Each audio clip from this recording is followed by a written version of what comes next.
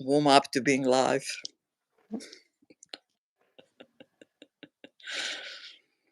Making our smiles even bigger. Hopefully my denture doesn't fall out and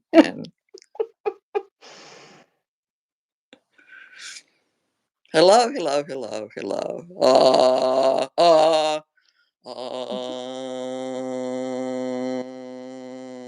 I don't want to be croaking, you know. Well, you go. We're live. We're live. Yes. Mm-hmm. Hello. Hello, everyone. Hello, Anjali. Hi. I want to welcome all our viewers tonight. Di's going to introduce our topic.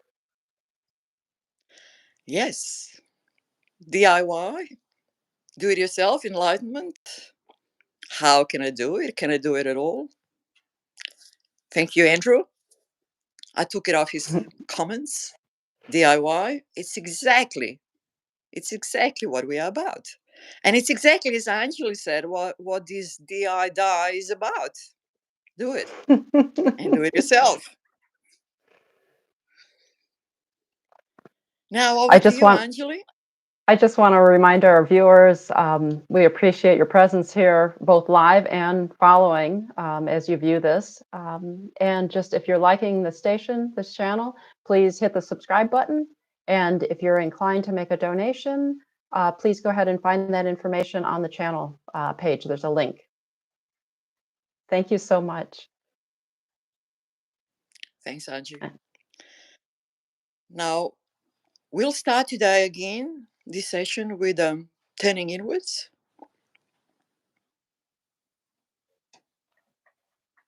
We can keep our eyes open, we can close our eyes.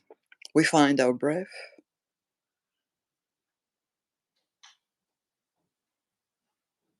And stay with it, stay with the breath.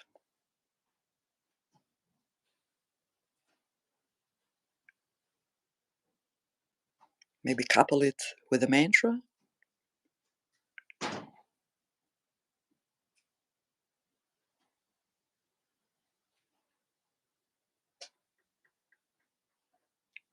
Touching our true being.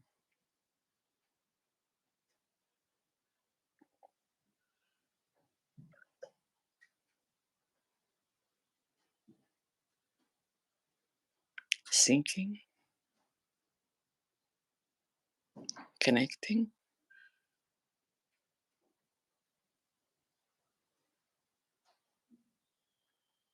Becoming one.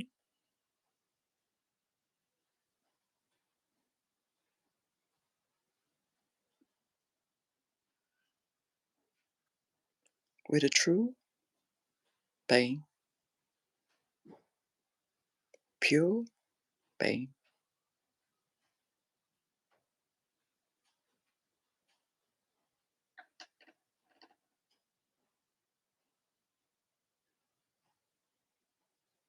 What is? As is.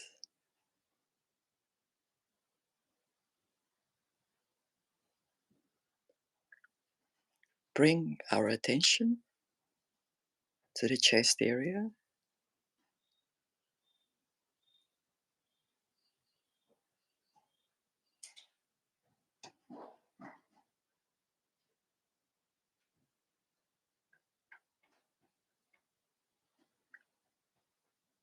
It's where it all originates.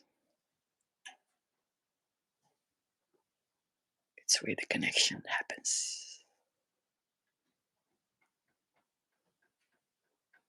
Through the heart.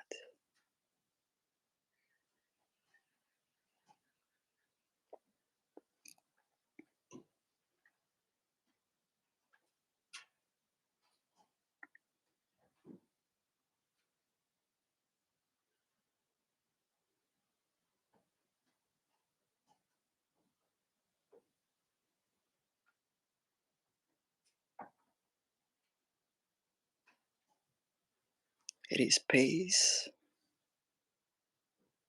and bliss.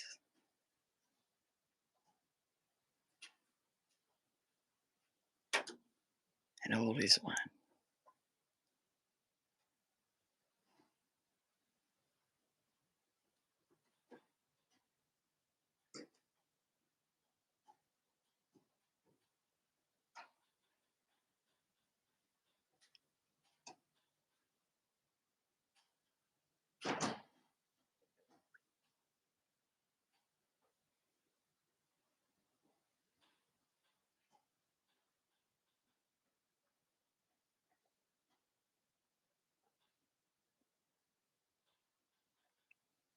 And while doing this,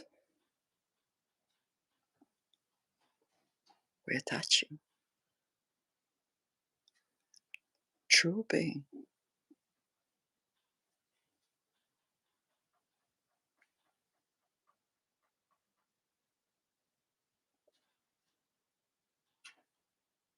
As we do it,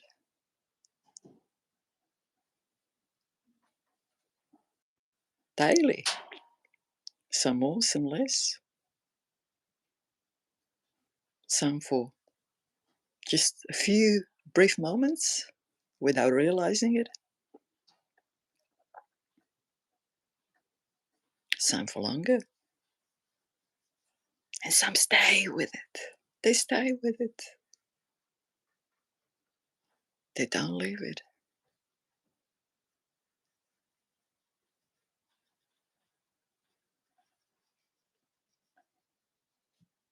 But we all do it.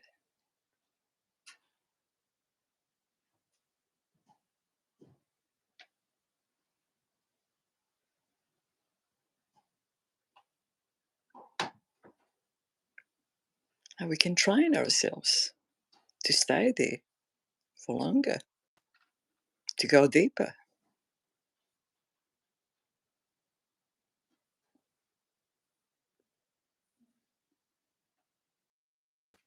to become one with this true being.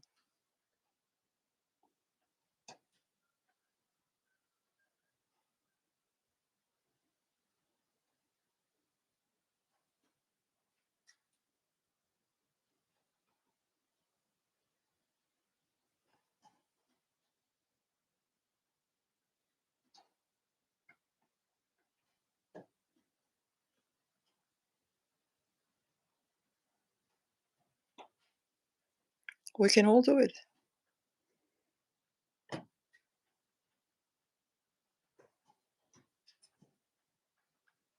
We're touching it. Many of us, maybe as we speak, we are in it. Maybe many of us as we speak.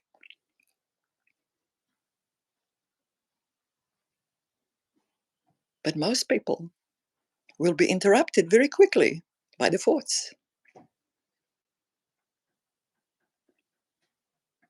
And they will gel with the thoughts, become one with the thoughts. And the connection will be gone. Or very, very, very faint, almost non-existent.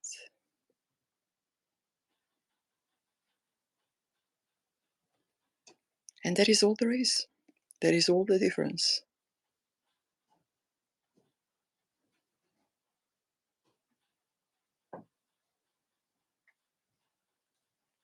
This is the difference between the people who are so-called spiritually awake and people who are so-called gelling with the thoughts, spiritual not awake, or so-called not enlightened. That's the only difference. But then we make a huge thing out of it. A huge thing. There are tons and tons of books written about it. There are many people out there in the previous lives and these lives that we worship, that we look up to, that are gurus, that are masters, that are all sorts.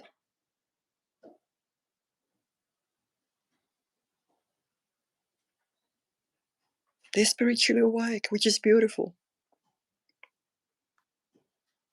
But is it not something that's unattainable for anyone else?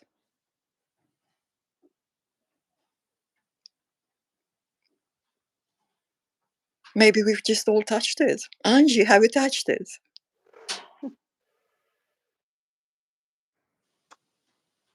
Honestly, I would have said before I might have, but I really don't know.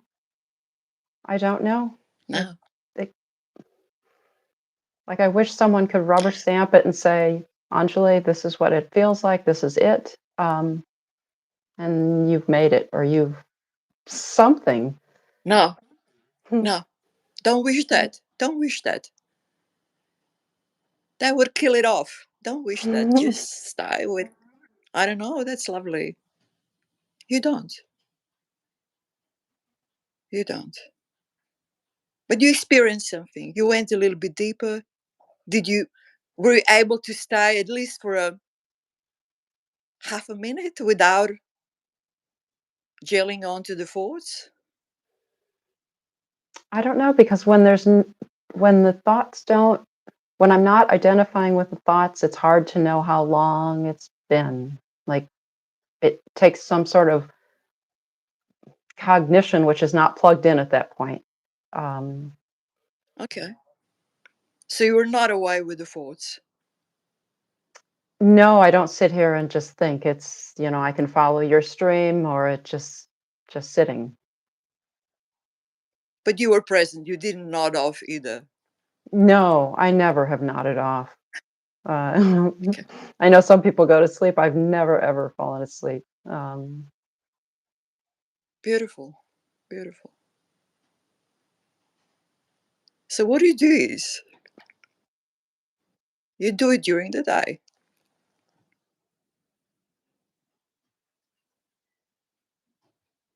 You touch this space in the chest area, not thinking, not connecting with the words, not engaging with the words.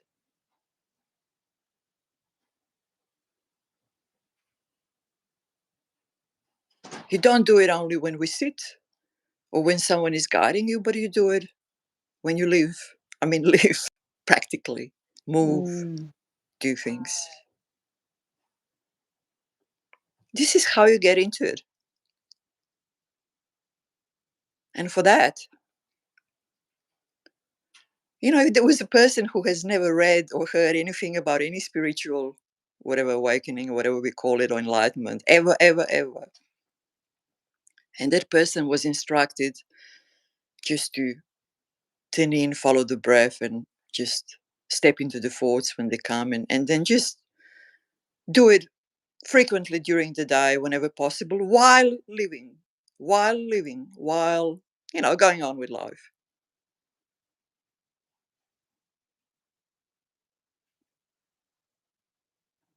And that person might change completely the way he or she is in the world without ever connecting to any mental concepts as spiritual, awakening, enlightenment, freedom, no limits, no words, not engaging with the words.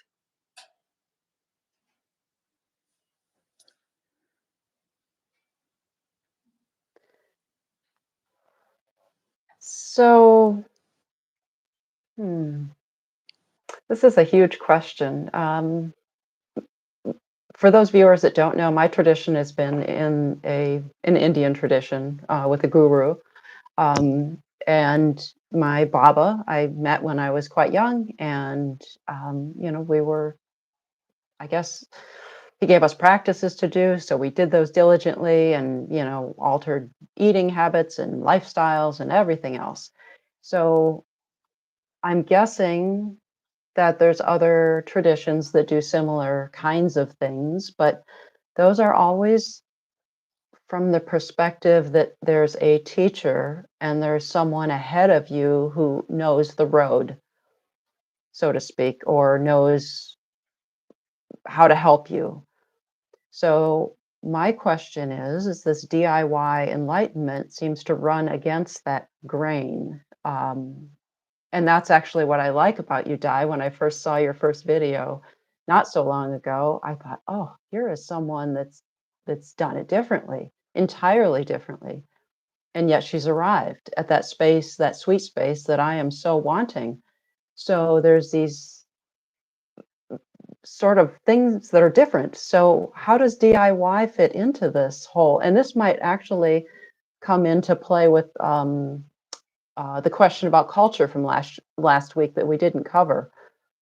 So these Indian traditions are a cultural aspect with a guru. There's other traditions and religion also. is part of that, I would assume, mystical traditions. So how does DIY fit into this? Um, Can you do it yourself? I mean, you can you know, really do this without a teacher?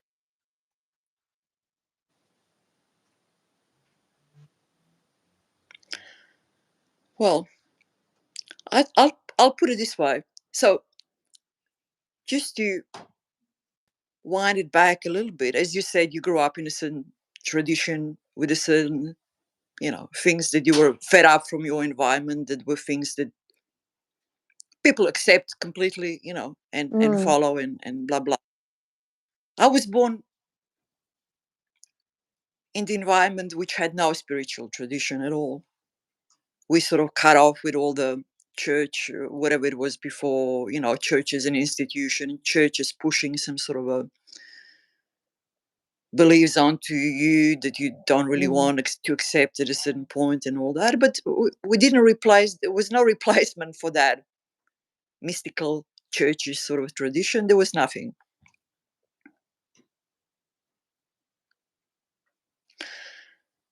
So I grew up with that there is nothing, that there is this body in this physical world, and when we die, it's just nothing, and before that it's nothing, and we just do the best we can with this limited space that we have, and with this form that's, you know starting to dilapidate after a certain so point that in would be time and stuff like agnostic. that.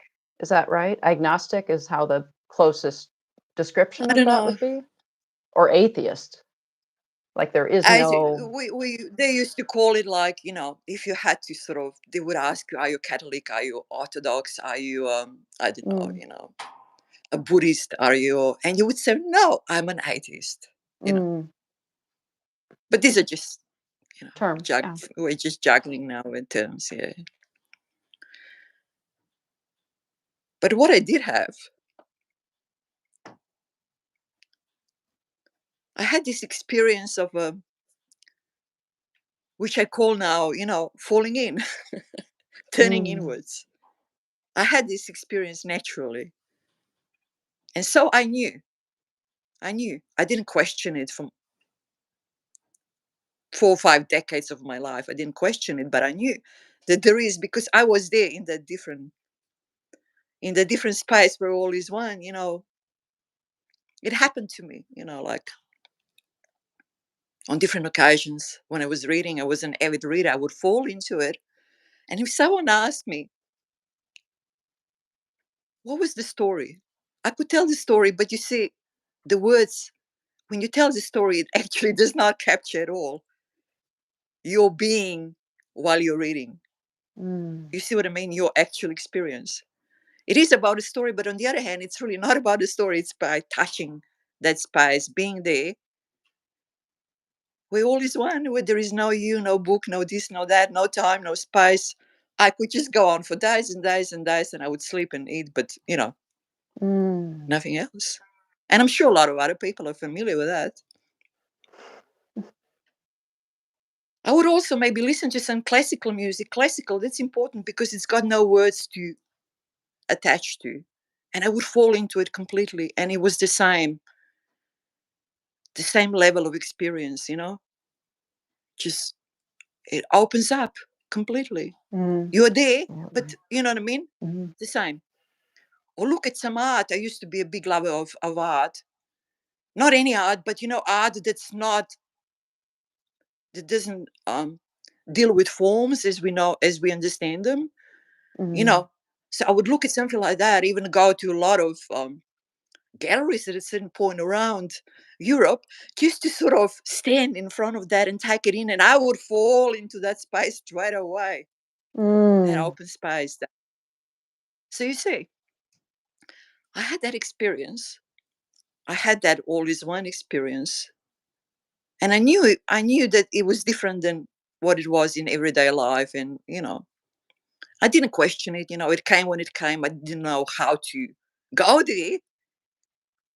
I couldn't always look for pictures or listen to classical music, and it right. doesn't even always happen. You see what I mean? You go on with life. Had no idea how to access it on purpose, but I knew it was there. I knew it was there. So I went on with life, and took me ages to finally get a break from the practical things in a way. Like I was a single parent, so I dedicated myself completely, and I'm a real dedicator. Like I dedicate myself to everything I do. So I dedicated myself completely to bringing up my son. I can tell you whether the results are good or bad, but what I want to say is, when that when there was no need for that anymore, when he obviously became an adult and moved out of the house and all that, then I sort of started focusing on what now, what do what to do with myself, what's this life for, and I really had no needs or wants or wishes or anything. I just sort of really wanted to be in that space, like explore, how to get into the space that I knew was there, but elusive, didn't know how, you know. So anyway, in another few years, I started sort of l- looking up on YouTube, videos and like spiritual, obviously starting with some sort of spiritual, because it's just something that's not practical or not on the level of that I didn't want to explore. And I read and I listened to, and I take in things very quickly, to everything, all traditions, all this, all that, all, and it was nice. Honestly, it was really nice. For that time when I was reading about it, listening to it, um, it felt really nice. I was just so peaceful and so nice and so Mm. just really, nice. I can't warm, awesome. And then I would go back to, everyday life, but everyday life was still the same. Mm. There was no difference there. I wasn't happy. It's just me, it's not that. It's not that. It's not that. And I'm also always being brought up by journalists saying, my dad always saying, do not take anything for granted, what I said or whoever says it or whoever says it. You take it in and you work it out yourself, how it sits with you, how whatever, you know what I mean. Being that, it didn't satisfy me to just buy into something that someone else is delivering. I had to try it myself to see how it works. And all these spiritual traditions were saying, this is your guru, this is your this is your dad. He wants you to do this. He wants you to live like this. He wants you to follow this certain, um, ritual, or this certain sort of, you know how it goes, Angie, much better than Mhm. I do, because I didn't really. But it wasn't me, okay? As you said, DIY, DI, die, do it yourself. This is me, always was. And so I just was looking and looking for ways to do it myself, to find that dimension that I knew I can access, but access it on purpose, access it regularly, being there, just staying there, not even leaving it. And what helped me immensely is when I just want to say before that, and I looked and I looked and I looked very hard, and days and months and for hours a day, could not find anything practical that would help me, practical. And Mm. then I found some Buddhist meditation teachings. I'm not a Buddhist, so I'm not buying into any of whatever else is a Buddhism and all that. They can have whatever they have, and that's perfectly fine. Mm. But those, there were few little crumbs of when you practice, how you deal with the thoughts, and that helped me. That really got me understanding a bit more that I need to intentionally detach from the thoughts, that I need to get off this wagon of being jailed to the thoughts, that I need to practically do it again and again and again till I develop this skill or habit of not attaching, of staying in this dimension that I knew was there, and staying and staying and staying till it becomes a habit. And I just did that. I just Mm. did that. I just picked up all these crumbs, I put them together, and I just practiced that as I lived, as I lived, as I walked, as I raked, as I cooked, as I, whatever I did. You can't do it all the time, but my practice was to inject it into everyday life, you know. And I even put a video on you see my channel, I documented everything I did. I even put a video on where I said, I want to be enlightened. That was ages ago.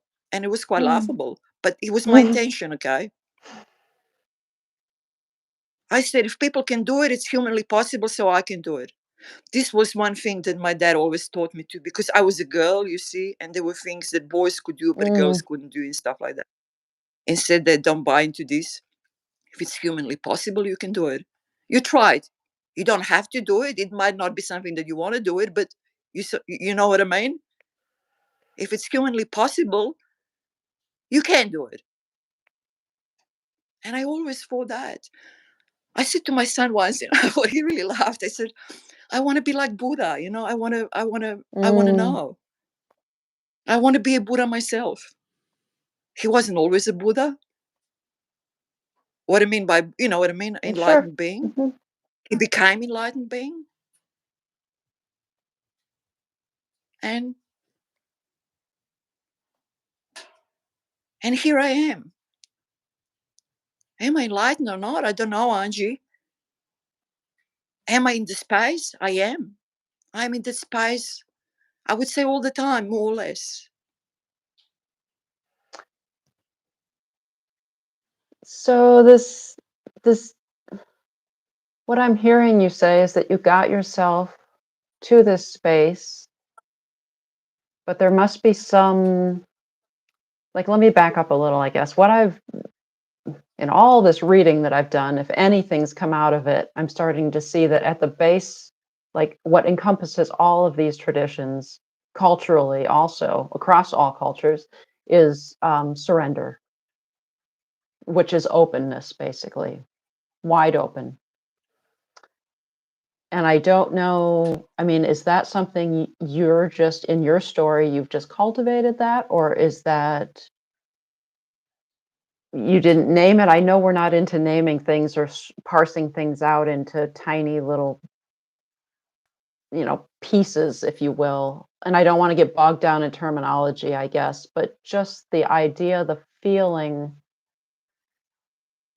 of surrender feels like that's the beginning of my practice, my sitting practice, and I would obviously like to bring it more into my daily living practice too. Is just opening, wide open to what is. And I don't know if you can speak to this. Look, surrender was never a word that I ever came across in my. I didn't come across many words, Mm.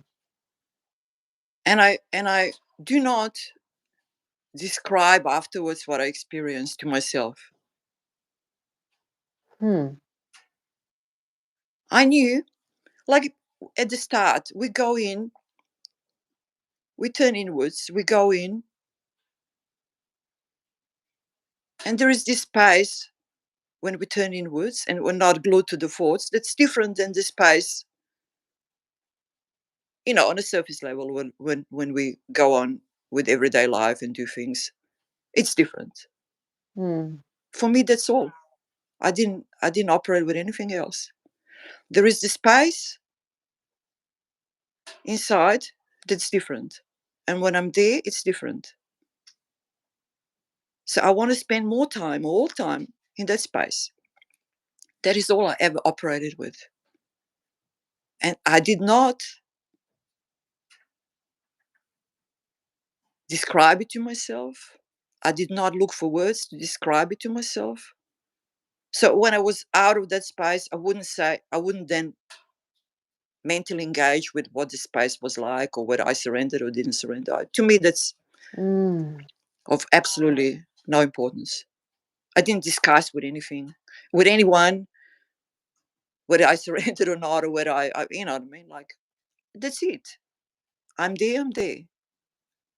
I'm up, I'm up. How can I be there more? How can I be there all the time and still do things on a surface level? This is it. I just don't operate with anything else. I didn't.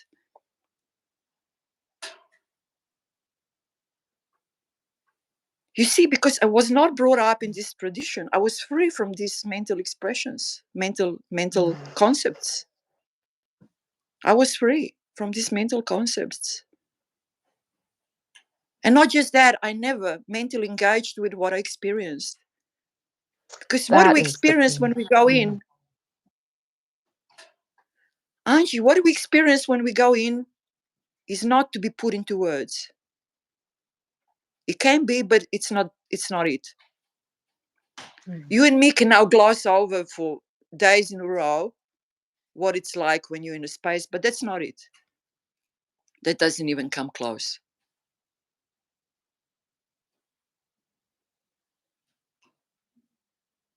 I know that. Yeah. That's so You know that, interesting. Angie. Wow. You know that. You know that. When you are in a space, and you are, because I share this space with you. I know you're in that space. When you're in that space, there are no words. But then you see you come up, and then you try to mentally try to put it into words, and that's not it. Just leave it. Just leave it. It's a habit of my mind to just keep going with that. Like wants to come out and look at it and process it and masticate it and chew it up, spit it out Yeah. in a different form, and it's totally different. Yes. Yes. It just completely loses itself. You know that, Angie. I mean, it's. Mm. I mean, it's no comparison. I mean, so you know that, Angie. So whenever you catch yourself that you are doing this, you just step into it. You go with the breath, with the mantra, till turn inwards. You step into it. You disintegrate it. Don't go on. Don't go on. Don't indulge in it. You have to police yourself, Angie. While to develop this. I'm thinking of that. Someone told me to journal my experiences, and I have never done that because I felt like it just, I don't know, it never felt right. And I'm not sure why. I can't even claim No, it. Like, Angie. No. But now we just discussed why. Because it is not mm, in words. Words kill it. I mean, obviously, we need some words, but my words are always turn inwards, follow the breath, couple it with the mantra. When the thought comes, step into. These are the words.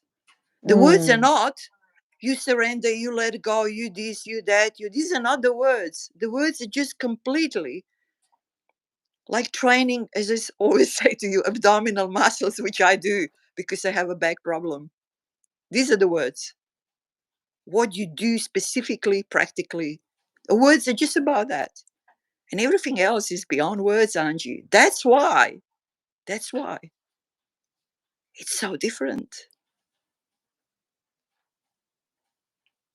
Because it's beyond words.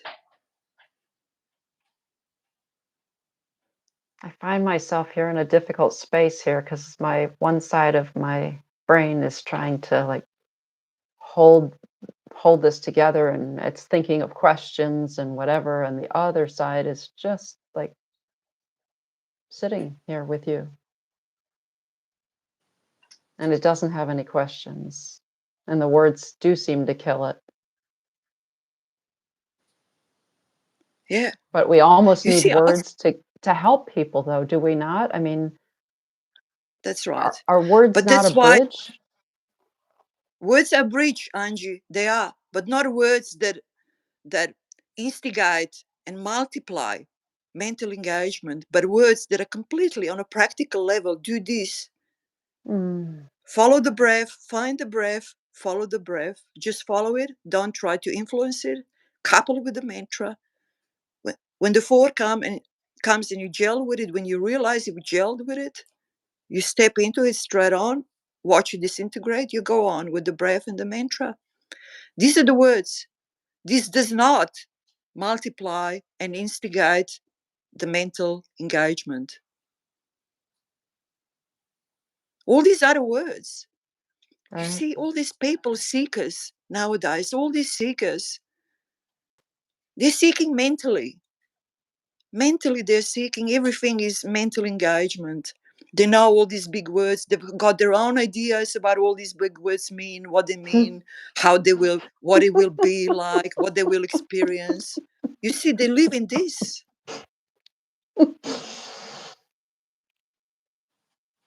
You know, You're talking to me, sister. I know.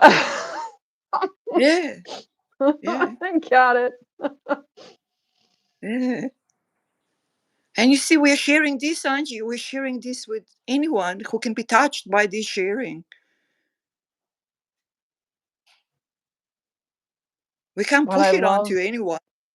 yeah, what I love about this with you, Di, is it's so simple. It is like unclogged a whole past decades and decades of just stuff. I know my Baba, I love him. And he always encouraged us to try it. He didn't ever want us to take his word for it. He would say, "You try it and you tell me if this works." But it was, I felt it was, there was still efforting to get there. And what you've just laid out for me, and also in your other videos that I've been watching, it's a simple, simple process. It's not always easy, but it's simple. There's not a lot of steps.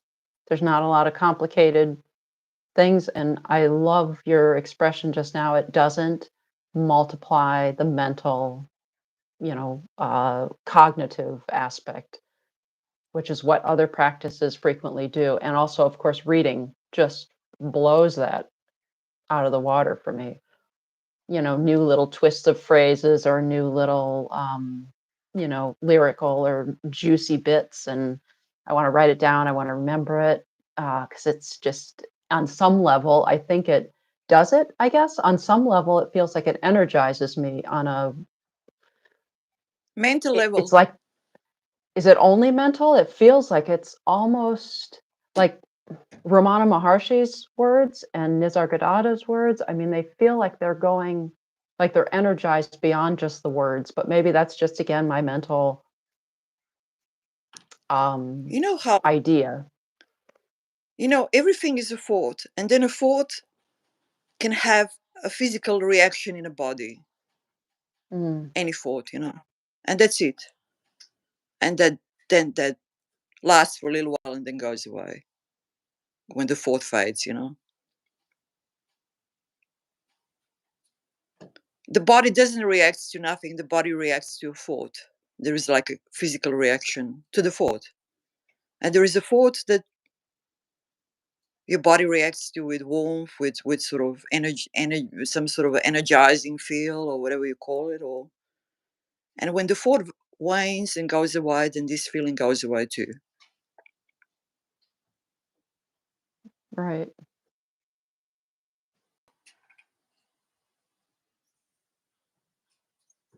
But is the thought itself,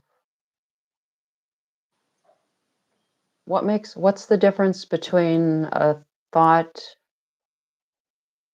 that feels alive and one that doesn't? Or one that resonates more? Is it just that it's in more resonance with me? Yes, Like the words yes. of the great mystics, I mean, those are more resonant with me. With what is with if you think that what is just this huge energy field, if you want, buzzing, charged, but always at peace, always balanced, always completely at peace, completely. So these words of the mystics and all these are always words about peace, always words about balance, always words about everything being so nice and calm and spread out. And you see, that's a complete resonance with Mm, what is, with the level of existence that's original, true being, complete resonance. So yeah, it's so lovely, Angie. These are the right words, but they're just the words. mm, But you're right. They completely resonate with what is, with this space, as you just said. That's just like that. calm, steady, at peace, completely balanced, completely without limits. That is so lovely, Angie, isn't it? It is. So my question is relation to the topic here, the DIY enlightenment. Can you read your way, sink your way into words that are resonant with what is? Can you get there by that? I already know the answer to this. I know what you're going to say. So, Angie, you say it. You say it. So you're going to say practice, practice, practice. No knowledge is going to get you there. So, what is your No? answer to your question? No. Oh, my answer is reading Thank is you. just going to muck it up. It's just not beneficial in the long run at all. You're Mm. stalling your own progress by just, I know it feels nice, and we just open it up why it feels nice. It cannot not feel nice, Angie. It's just complete resonance with what is. But It's like a pacifier for what, probably 4 decades for me. it's a pacifier. That's a beautiful expression. Beautiful expression. You see, like I'm I used to say that to in connection to something else, but it's just so funny. Like you can be in a prison and they can make that prison, your cell, really awesome. All the everything you want, a digital, whatever TV on the whole screen and all the computers you want and all this. And whatever you can name it, you get it. And it can feel nice too, doesn't I mean, it can feel nice. But in the essence, you're still in the prison, you know what I mean? Mm, And you that's can feel great. nice for hours in a day and you just enjoy, but even with time, Angie, as it happened with you, with time,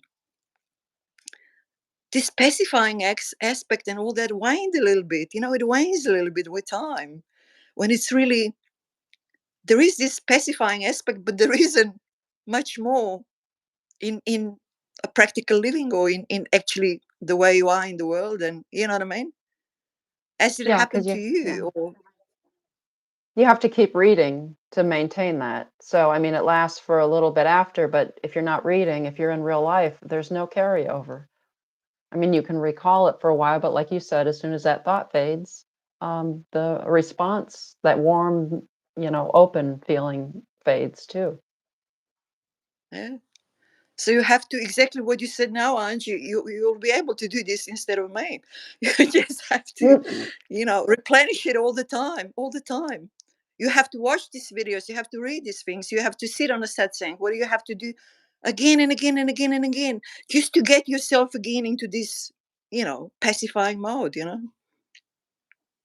Well, it's a deeply ingrained habit, I have to say. So I'm still watching some of your videos, but I mean, and I'm not reading as much or anything really at all anymore. But it's an ingrained habit, and it is almost like a pacifier. I feel like as soon as I need, like I'm too deeply attached to thoughts, I just need to come back and read, one of the texts that are, the great pacifier, Yeah, Nisargadatta yeah, or something. correct. And nothing happens overnight. It's, as you know, it took me probably a couple of years, or 1 year more intensely, and then the rest, what I mean. And nothing happens overnight, but you see how certain things are slowly falling off, and certain other things are sort of, you know getting bigger, or you said it Mm. yourself, the amount is sort of changing, the ratio is sort of changing. You can't switch it off. You can't push it on you. You can't just do it like this and say, okay, from today on, I'm not going to listen to anything. I'm not going to read anything. I'm not going to watch anything. I'm just going to, do what I said. Of course not. It takes time, gradually. And as it's happening to you, it just happens organically, from inside out, you know, step by I mean, step. yeah, in a real sense, I think we talked about this before, but this was off screen. In a real sense, I don't even know if your way will get me there. I mean, I really don't know. I don't know, but I'm tired, and the previous ways I've tried are not working, honestly. I mean, That so is yeah, awesome, so Angie. That is awesome. That is awesome. That is the best place you can ever be. You don't know. You keep it open. You go where it takes you. You go, this is Angie, this is your, I don't know if journey is the right word, but whatever word we use, this is yours. This is yours. mm, It is not something we put out there and display and communicate. It just kills it. This is yours. You follow it. You follow your direction as I followed my direction.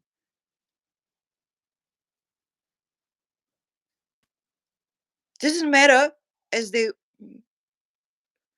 your way is your way, my way is my way, but we're getting somewhere in a place where it all opens up and we stay in that place where all is one. And we live and we're in that place and we still live and we still go on with practical living. But how we get there, we just have to find a way that works for you, for you.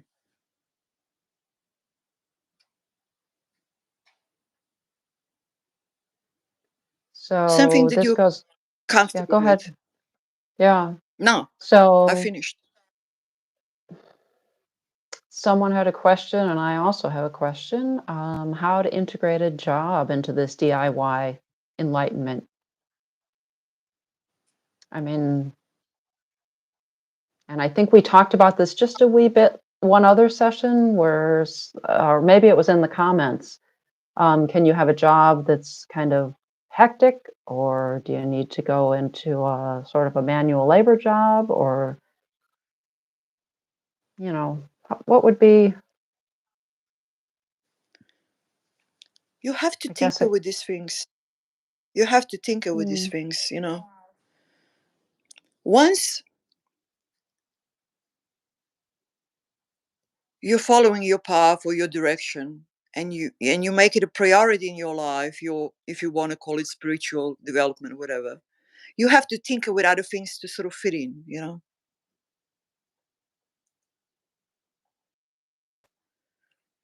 Now it's different for different people. Again, I will say this. Some people, like, I'll just give my example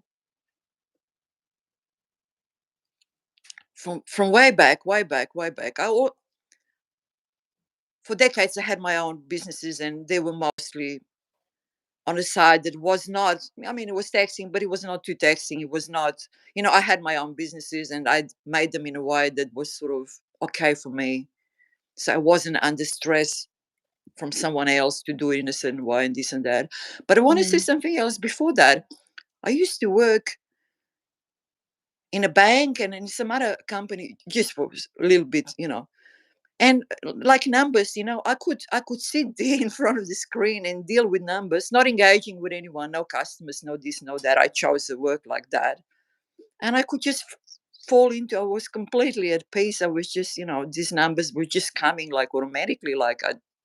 It was very mm, easy, Angie. It was very easy. It was not mentally, but you know what I mean? right, And it was completely fine. I mean, it stretched a bit too long. I mean, you could not like do it for 8 hours, like right. in all reality, without sort of getting bored out of your wits. But you know, for many hours out of those 8, it was actually quite. I could comfortably be in a space and just automatically do those numbers. It was so easy. I just found it so easy. So what I want to say is just different for everyone. I don't. uh, Nowadays, I like to be somewhere where I have no responsibility, when I don't have to organize anything, when I don't have to be bothered whether this person or that person did that or that, or whether this is fine, whether we ordered this, whether we did that, or I don't want Mm, any responsibility. I come in, I do my part, which is something that leaves my space reasonably free, space where I am. This is what I prefer nowadays. And I still work, not a lot. I work like 15 hours a week, which is not a lot. But you know what I mean? Like, and I don't mind it at all. But I wouldn't want to be doing something that's different than that. I wouldn't want to be the organizer, the manager, the supervisor, the someone who has to stop, worry, and mentally engage with all these things that can happen and should do this and this, and you know what I mean? Has this person done that? You know how it Right. goes anyway. So, no, no, that I would not go that way. But that is my choice, you know.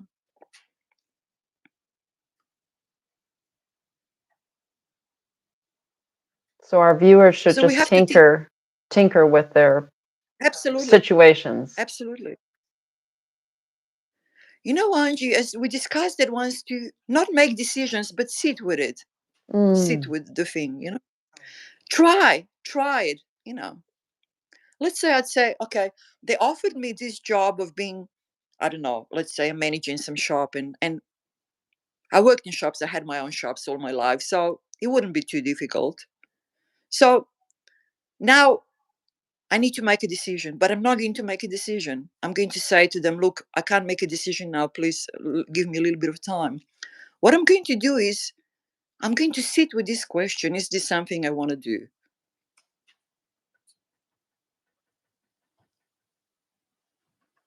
So is this something I want to do? And then I will go in and breathing in a mantra and not engage with it mentally.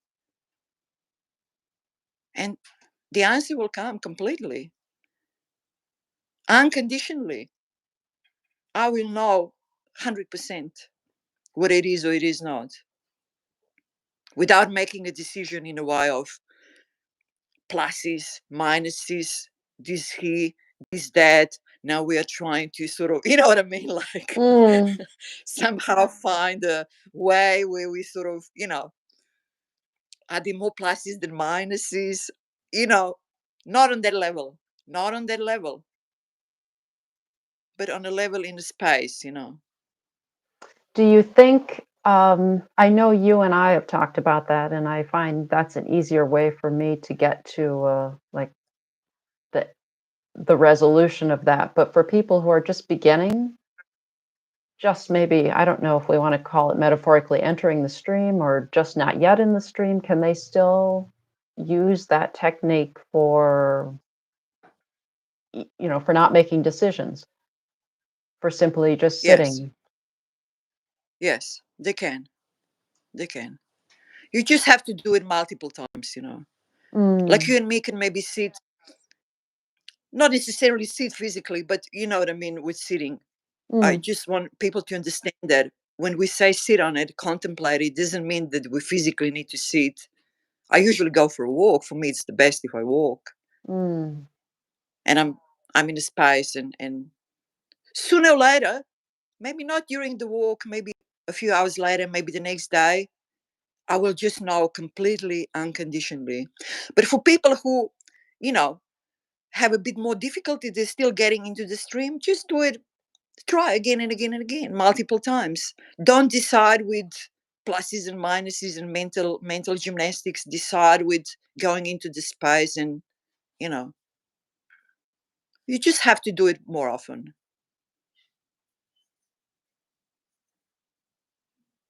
And wait a little bit. You know, the answer doesn't come straight away. Wait a little bit. Be patient. Go into the space again. You know what I mean?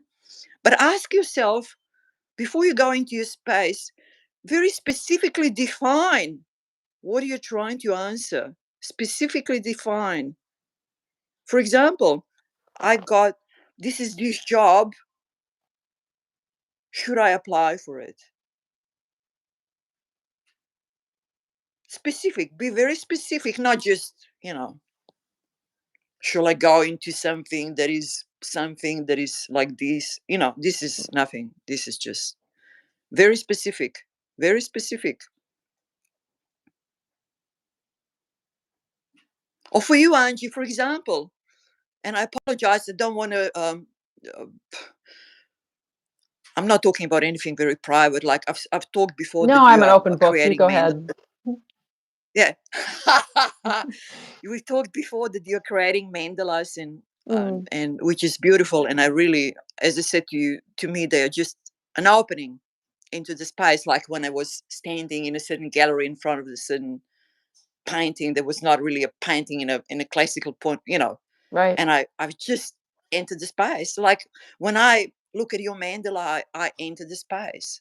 So Mm. anyway, your question would be very specific, okay? At this point in time, shall I pursue this as my income maker, as my mainstream of income, as my job? Very Mm. specific. You have to be very specific. That would be your question that you contemplate, that you sit with. Not pluses, minuses. I would have to Right. do this and maybe I can't do this. But just that. I have to say, on a practical level, just when you ask that question, I already feel my mind getting into gear. The gears are starting. It's like, how practical is this, and how whatever. And so it's, and I know I have to do this, but when I sit, I'm able to disengage those gears. But it Yeah. sometimes it's hard to disengage something that's like a pressing question, urgent, pressing life question. It's hard to disengage the gears that have been taught to like start spinning. It's a problem, my mind's in problem solving mode always. And it's just So a don't go by, thing. if there is something pressing that's on your mind most of the time, okay? You don't need to ask yourself anything because it's there. Mm, So you just practice going into the space. It's there anyway. We all know it's there. We don't need to bring it right. out again because it's always there. People might have, as you say, these pressing issues. I do not have pressing issues. So for me, sometimes I bring it out. You know what I mean? Right. I obviously bring out sometimes something which is not a pressing issue, just so that I, sit on it, that specific thing. Mm, But if it's a pressing issue, you don't have to bring it out because it's already out. It's already there. It's already something that's occupying your mind. And then you just go into the space away from the mental engagement and you wait till it becomes clear.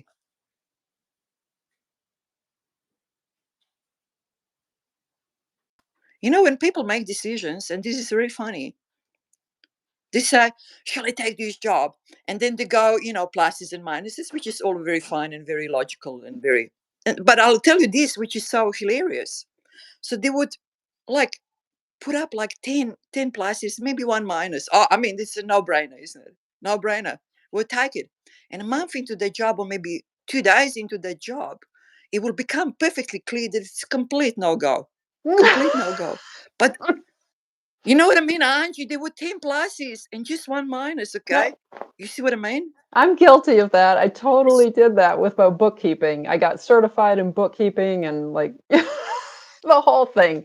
Spent 6, 8 months doing all of it, got everything lined up. And I had done my pluses and minuses, saying this is perfect fit for me, my personality, my everything, and the way my lifestyle. And 8 months. And I got into it. At the end, I was like, okay, I'm certified now. And like, do I want to do this? Do I really want clients? No. So, and then it was shortly after that that you came into my life. So there must be some reasoning for that. But I have yeah, to say one thing. I did the same, Angie. I did the same before I embarked on this, whatever, looking really, really practically into it. I all my life I dealt with people who, I mean, I was surrounded by people who had these mental issues or others, just even being born into, and I thought always that this is a perfect fit for me to deal with this, like do something that so I got this right. diploma which was just really nothing. And then I got to it and all this. I even put a board out and blah blah. And I thought, I'm going to swallow this word. I want to say, I bloody don't want clients. I don't want anyone to come in and blab out all these problems that they have. And I'm not really interested. I don't really want to know. You know what I mean? Like, please just don't call. Don't know, cool. I'm not going to advertise in a way that I would get clients, but just and I could never in my life thought of a better fit than that, you know. Right. Yeah. And I thought this is pluses and minuses and all the rest, you know. So just like that. So it doesn't work.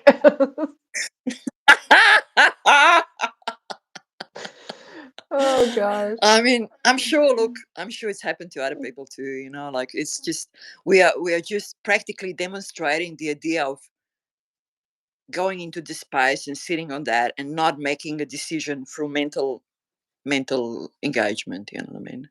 We're just demonstrating that how it actually shows in life every time. Look, you can hit it well, but it's hidden. You hit it or you miss it or who knows. You know what I mean? But if you go in space and sit with it, you won't miss it. You will 100% know if this is it or not. You know. That's the base of DIY enlightenment, is it not? I mean, speaking of this whole topic now. Yes, Angie. Everything you come across in life, everything you engage from that space with everything. You have some resistance inside you. You have some anxiety Mm, that's rising inside you. You go into the space and you sit with it. Anything comes across you. You meet a person that sort of just strikes some wrong note inside you. It just irritates you. This person just irritates you. You sit with it. You sit mm, with this irritation. And so on and so on. This is how, this is DIY, as you say. It's life. You just take your life. Your life is your material. Your life is your material.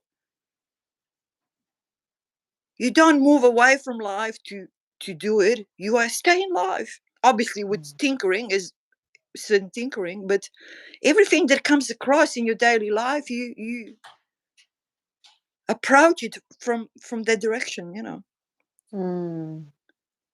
used to happen to me often. Like I would meet someone who would, or I would watch a video of someone who would really, honestly, just annoy me. That person would just annoy me with the way they spoke or what they spoke. But really annoy me, not just a little bit, but really. And I sat with it and I realized that I had a lot of these traits myself. And when I was,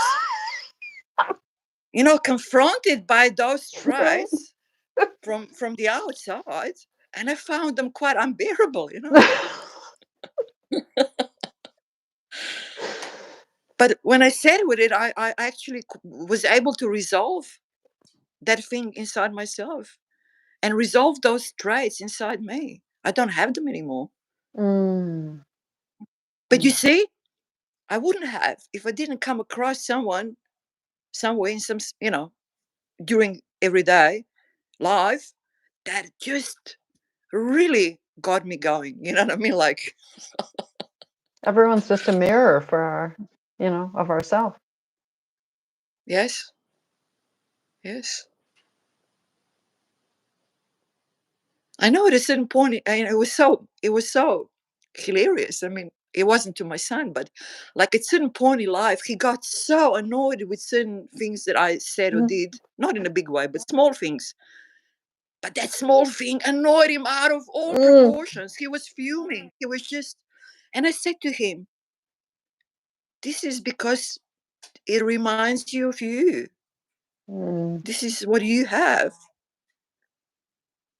And he actually, with time, obviously he thought I was crazy, but with time, he actually did come to the point that that is so.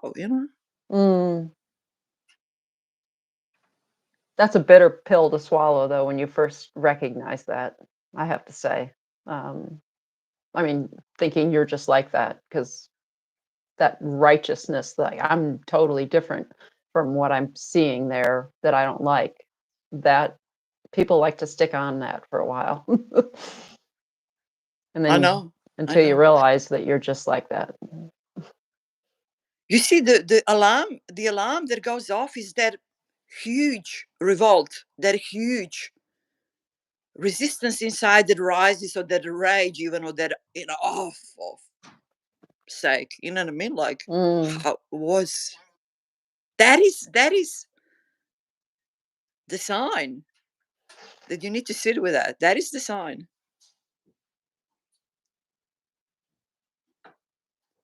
And you don't even need to tackle it on the mental level, like, why, but Right. just sit with it, sit with that resistance, sit with that complete refusal of this person, of what they're doing, the way they're doing it, of this just, complete, sort of uproar inside yourself when you see that, when they confront you with that. It's just so horrible. You know what I mean? Sit with that. You don't even need to relate it to yourself mentally, but just sit with that. Mm. I just want to remind people too that when Di says sit with it, I have learned this past week. She also advised me to go for walks, regular walks, long walks. The sit with also can include exercise, and it's been very helpful. Yeah. Because we're still in the physical body, we're still connected to it. We need to take care of the physical body by moving it. And by moving the physical body, we move the things inside. As you know now, Angie, they move, Mm. they start moving a little bit more. They're a bit stale when the Yeah. body is just passive and sitting around and everything is style. Well, But it's when you easier move to the get out of body, my then you, head too. I mean, when yeah, I'm like obsessed with something or yeah, I'm of perseverating on course, something. of course, of course. And then don't So, contemplate it, just be with mm, it. You see, I can just sit now like this,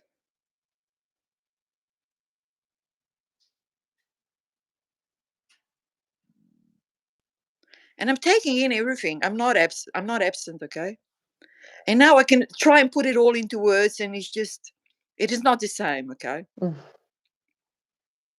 I just want to say, you see, don't make everything that is a comment or a mental engagement, but just allow things to be without words. Of course, the words come and go and all that, but just make an effort to allow things to be without words. When you catch yourself that you're again commenting on this and that and mentally engaging, we just step into it. mm. Angie, me and you sitting, I said that to you before, and I said one day we'll be just sitting and not even saying anything, and it will be just great. But I just want to say this, you and me sitting, and we can sit for a minute or two or whatever. What is there, and then what we put into words is not the same. Uh, And just we need to just use this, in everyday life. Just be with something without putting it into words. mm,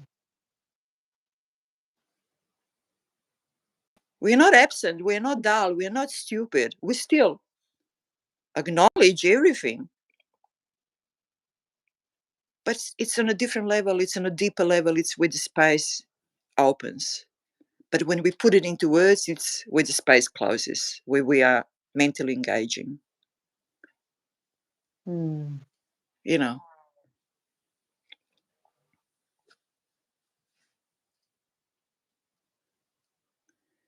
I read some long time ago, something that always stayed with me.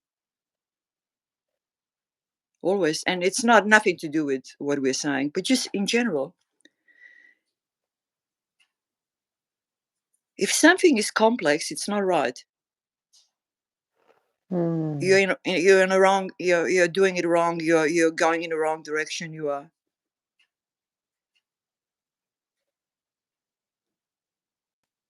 Simple is right. Just straightforward is right. true. It goes really deep.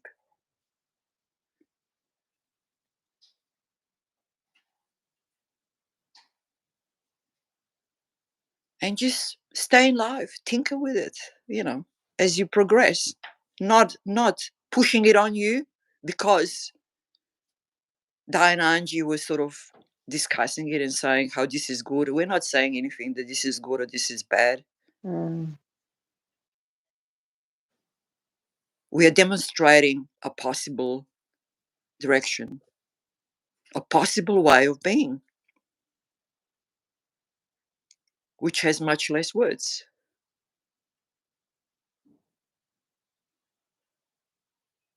Whether this is for you or not, we don't know. Whether this is suitable for you or not, we don't know.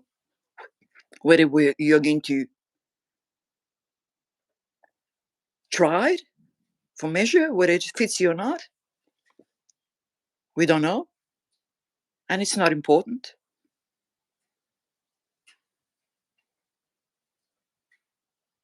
We are putting out there trying to demonstrate a certain way of being, and you do with it what you want.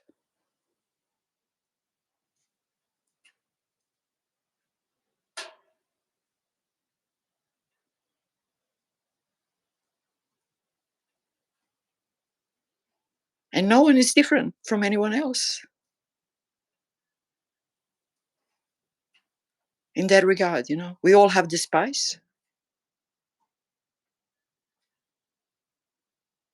We can all access it. Whether we do or not, it's a different question, but it's not because we can't, it's just because we don't know how to. Mm.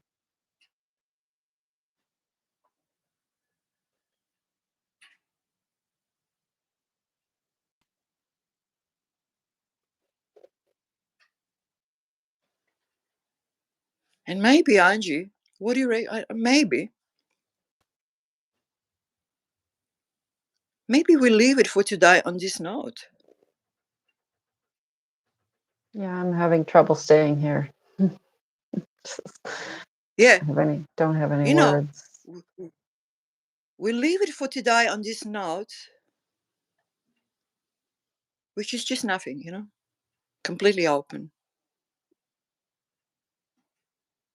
It's perfect. Yeah. Thank you.